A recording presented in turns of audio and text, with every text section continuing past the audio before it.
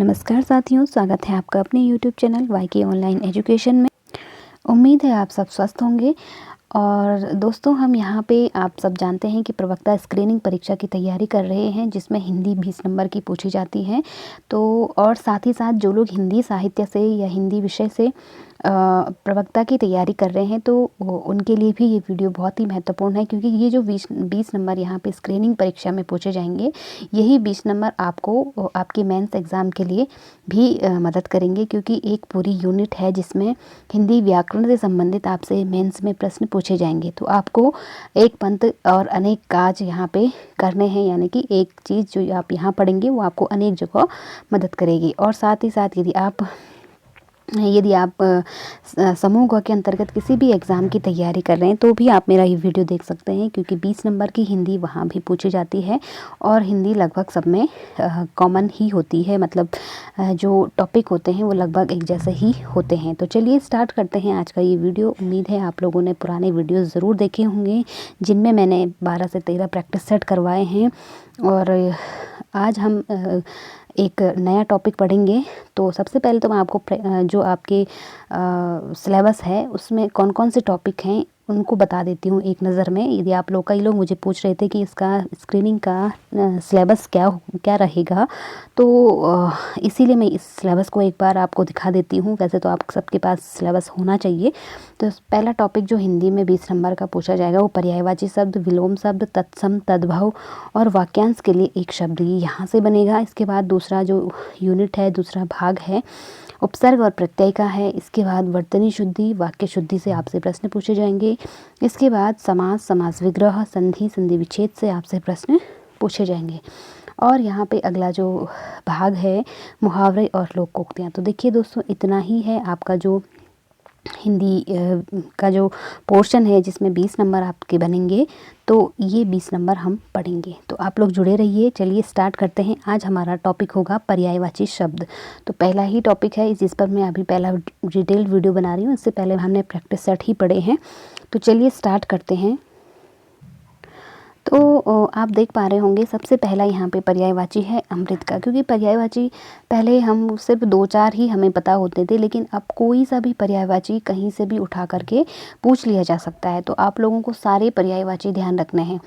पिछले वीडियो में मैंने, मतलब पहले भी वीडियोज़ बनाए हैं पर्यायवाची शब्द पे, उसमें मैंने ट्रिक के माध्यम से भी कई पर्यायवाची शब्द आपको समझाए हैं।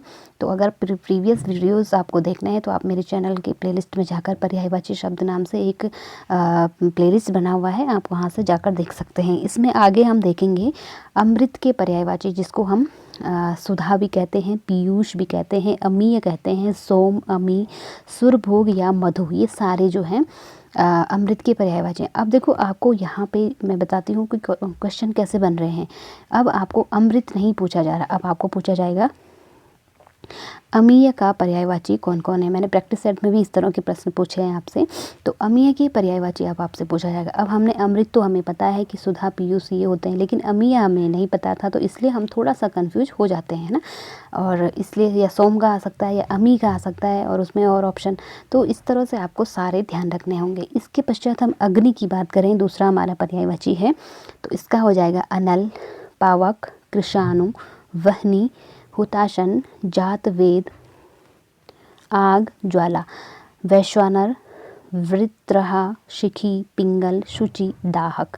तो एक बार वैश्वानर किसी एग्ज़ाम में पूछा गया था कि वैश्वानर जो है वो किसका पर्यायवाची है, तो ये भी आपको ध्यान रखना है, ठीक है।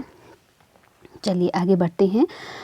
अश्व का पर्यायवाची, तो अश्व का होता है घोड़ा, तुरंग, घोटक, सैंधव, हय, तुरंगम, वाजी, आशु विमानक। तो ये भी आपको ध्यान रखना है। आशु का मतलब होता है शीघ्र, जो बहुत तेज़ी से। विमानक का मतलब चलने वाला विमान, जिसमें सवारी करते हैं, ठीक है। तो आशु विमानक भी अश्व को कहा जाता है, ठीक। इसके पश्चात हवा की अगर हम बात करें, हवा के पर्यायवाचियों की, तो अनिल, वायु, समीर, पवन, मारुत, बयार, वात, ये भी आपको ध्यान रखना है, ठीक। इसके बाद भौरे की बात करें, भौरा, तो अली, भ्रमर, मधुप, भृंग, षटपथ, मधुकर, द्विरेफ, चंचरीक, मिलिंद, ये सब भौरे के पर्यायवाची हैं, ठीक। अब यहाँ पर एक आपने यहाँ अग्नि में आपने अनल पढ़ा और हवा में आपने अनिल पढ़ा। तो देखिए आपको कन्फ्यूजन नहीं करना है, जहाँ मात्रा लगी होगी वो हमेशा हवा, ऐसा ध्यान रखना। एक ट्रिक बता रही हूँ, ऐसा ध्यान रखना कि कोई मात्रा कहीं से उड़ के आ रही थी और हवा से वो ऐसे लग गई, तो जहाँ मात्रा लगी है वो हवा के कारण आई, ऐसा ध्यान रखना थोड़ा सा, क्योंकि एक थोड़ा सा आइडिया आ जाता है ना। तो और जहाँ मात्रा नहीं है, इसकी मात्रा जो थी वो आग से जल गई, तो अब वो केवल वो मात्रा विहीन हो गया है ना। तो अनल इस तरह से आप इसको ध्यान रखेंगे, यानी जिसमें मात्रा नहीं लगी हुई है वो अग्नि का हो जाएगा, और जिसमें मात्रा उड़ के, यानी कि यहाँ की जो मात्रा है वो उड़ के, ऐसा ध्यान रखना कि आग से वो आग में जल गई और उड़ के हवा के कारण यहाँ आ गई। ठीक है, तो इस तरह से अगर आप थोड़ा सा इस तरह के अपने दिमाग में वैसे लिंक्स बनाते हैं तो आपको कन्फ्यूजन नहीं होता है। ठीक, चलिए अगला हमारा भौरे का मैंने बताया, और भौरे के पर्यायवाची में मैं एक और आपको जोड़ना चाहूँगी यहाँ पे पर्यायवाची शिलीमुख भी कहते हैं भौरे को। मैंने एक प्रैक्टिस सेट में बताया था, जिस पर किसी ने कमेंट भी किया था कि शिलीमुख तो बाण का पर्यायवाची है और शिलीमुख भ्रमर का नहीं हो सकता। तो देखिए मैं आपको बताती हूँ, शिली का मतलब होता है पैना, बहुत तेज चुभने वाला, जो सुई जैसा होता है ना, और मुख, तो जिसका मुख जो है शिली यानी बाण की तरह या कांटे की तरह चुभने वाला होता है, तो उसको शिली मुख कहते हैं। भौरे को भी कहते हैं और बाण को भी कहते हैं। ठीक है, तो ये आपको ध्यान रखना है। इसके बाद वन का पर्यायवाची है अरण्य, कानन, जंगल, विपिन, अटवी, कांतार और दाव। जिसे कहते हैं ना दावानल, वन की अग्नि को कहते हैं दावानल, तो दाव कहते हैं जंगल को। ठीक, अभिलाषा, अभिलाषा का मतलब कामना, इच्छा, आकांक्षा, स्पृहा, वांछा, चाह, लालसा, मनोरथ, तमन्ना, लिप्सा, आरजू। तो ये सारे क्या हैं, इच्छा या अभिलाषा के पर्यायवाची हैं। ठीक, पर्याय का मतलब क्या होता है, मतलब एक ही शब्द है जिसके मतलब ये जो जितने भी आपको यहाँ पे शब्द दिख रहे हैं, एक ही शब्द के अनेक नाम जिसे हम कह सकते हैं, तो उन्हें हम पर्यायवाची कहते हैं। ठीक है, तो शब्द तो एक है अभिलाषा, लेकिन उसको अनेक नामों से जानते हैं, जबकि इन सब का एक ही अर्थ होता है। ठीक है, तो इस तरह से इन शब्दों को कहते हैं पर्यायवाची। अगला है आम, आम जो एक फल है उसकी बात कर रहे हैं, तो रसाल, फलराज, मतलब फलों का राजा होता है आम, तो इसलिए फलराज कहते हैं। आम्र कहते हैं संस्कृत में, सहकार कहते हैं, अति सौरभ कहते हैं, पिक बंधु कहते हैं, पिक कहते हैं कोयल को। ठीक है, और जो पंछी यहाँ होते हैं, पंछी होता है, पक्षी होता है, तो बंधु का मतलब होता है भाई, यानी कि पक्षियों को, पक्षी भी बहुत पसंद करते हैं आम को, तो इसलिए पिक बंधु कहा गया है। च्युत फल भी कहते हैं आम को। ठीक है, इसके बाद अगला है आकाश, गगन, नभ, अंबर, व्योम, अनंत, तारापथ, अंतरिक्ष, अभ्र, आसमान, फलक, दिव, खगोल, शून्य, ध्युव, पुष्कर, ख। तो देखिए इतने सारे पर्यायवाची हैं आकाश के, तो ये आपको रटने ही पड़ेंगे। देखो कुछ चीज़ें ऐसी होती हैं जिनकी कोई शॉर्टकट ट्रिक नहीं होती है, लेकिन उन्हें हमें पढ़ना ही पड़ेगा, रटना ही पड़ेगा, ध्यान में रखना ही पड़ेगा। तो यही आप ऐसा समझ लीजिए कि इनको भी आपको रटना ही पड़ेगा। ठीक है, हाँ अगर आप खुद से कोई ट्रिक बना सकते हैं या कुछ से इस तरह से जोड़ करके इनको आपस में को रिलेट करके, तो आप आसानी से याद कर सकते, मतलब अपना दिमाग लगाना है कुल मिला करके।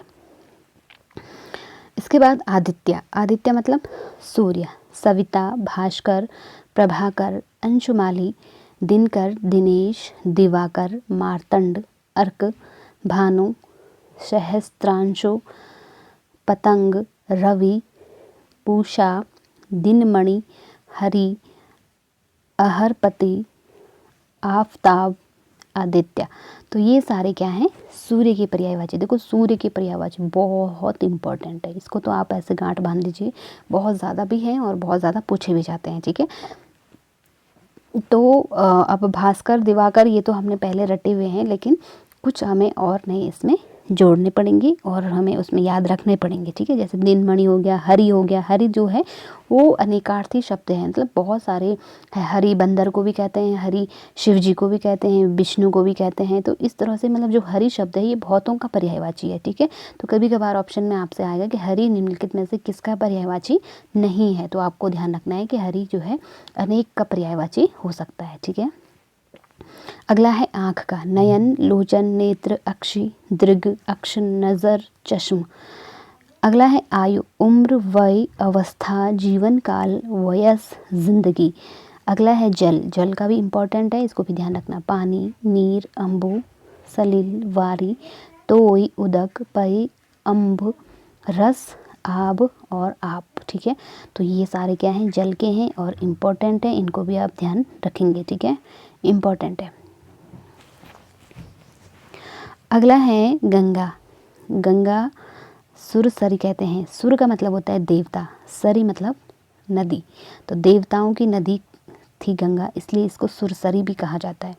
भागीरथ, इनको भगीरथ जो है वो धरती पर लाए थे, इसलिए उसे भागीरथी नाम पड़ा था। जानवी भी इसको कहते हैं। ठीक है, मंदाकिनी, देव नदी, देवपगा, त्रिपथगा, सुरधुनी। तो इस तरह से आपको त्रिपथगा, क्योंकि 3 पथों से होकर गुजरती है, तो इसलिए इसको त्रिपथगा भी कहते हैं। ठीक है, तो इसलिए आपको गंगा की पर्यायवाची भी ध्यान रखने हैं। अगला हमारा है गाय।